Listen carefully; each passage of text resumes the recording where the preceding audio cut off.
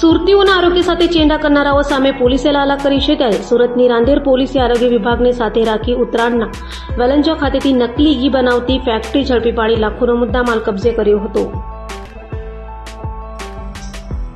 સુરતમાં જાણે નકલીની બોલબાલા વધી ગઈ હોય તેમ લાગી રહ્યું છે, કારણ કે સુરતમાં ફરી શંકાસ્પદ નકલી ઘીનો જથ્થો ઝડપાયો છે। લોકોના સ્વાસ્થ્ય સાથે ચેંડા કરનાર સામે ઉત્તરાયણ પોલીસે આરોગ્ય વિભાગની ટીમ સાથે મળી કાર્યવાહી કરી હતી।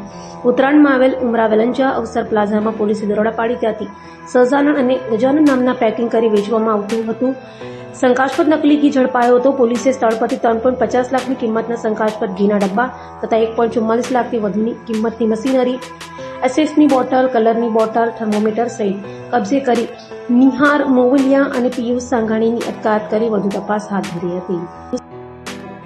મારું નામ B R Gumbat, food safety officer, Surat મહાનગરપાલિકા। ગત રોજ અમને માહિતી મળેલ કે દુકાન નંબર 108 અવસર પ્લાઝા, ઉમરા વેલંજા રોડ, વેલંજા સુરતના સ્થળે આવેલ ટાટા ડેરી પ્રોડક્ટ નામની સંસ્થામાં ગાયના ઘીનું શંકાસ્પદ ઉત્પાદન થઈ રહેલ છે। જેથી અમો અને ઉત્તરાયણ પોલીસે સાથે રેડ પાડી અને ત્યાંથી શ્રી સહજાનંદ ગાયનું ઘી અને શ્રી ગજાનંદ ગાયના ઘીના નમૂના લઈ પૃથ્થકરણ માટે લેબોરેટરીમાં મોકલી આપવામાં આવેલ છે।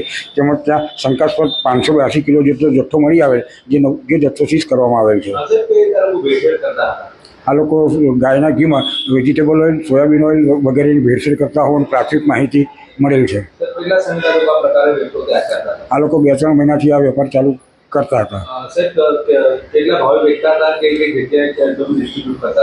એ લોકો 620 રૂપિયા પર કિલોના ભાવે વેચાણ કરતા હતા અને તેમના ડિસ્ટ્રીબ્યુટરને રિટેલ માર્કેટમાં તેનું વેચાણ કરતા હતા।